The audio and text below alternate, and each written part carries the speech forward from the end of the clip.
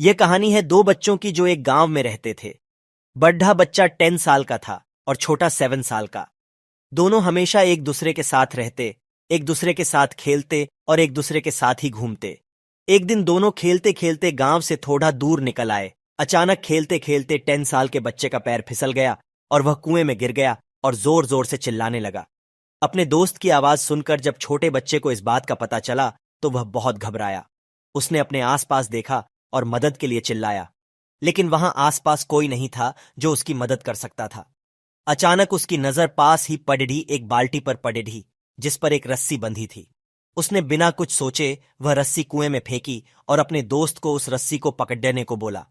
अगले ही पल वह 7 साल का बच्चा उस 10 साल के बच्चे को पागलों की तरह कुएं से बाहर निकालने के लिए खींच रहा था। उस छोटे से बच्चे ने अपने दोस्त को कुएं से बाहर निकालने के लिए अपनी पूरी जान लगा दी। आखिरकार वह बच्चा अपने दोस्त को बचाने में कामयाब हुआ और उसने अपने दोस्त को कुएं से बाहर निकाल लिया। लेकिन उन्हें असली डर तो इस बात का था कि जब वो गांव जाएंगे तो उन्हें बहुत मार पड़ी डिडने वाली है।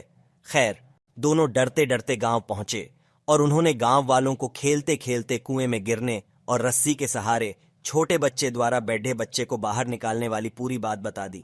लेकिन गांव वालों ने उनकी बात पर विश्वास नहीं किया और हंसने लगे कि आखिर एक 7 साल का बच्चा एक 10 साल के बच्चे को रस्सी के सहारे कुएं से बाहर कैसे निकाल सकता है।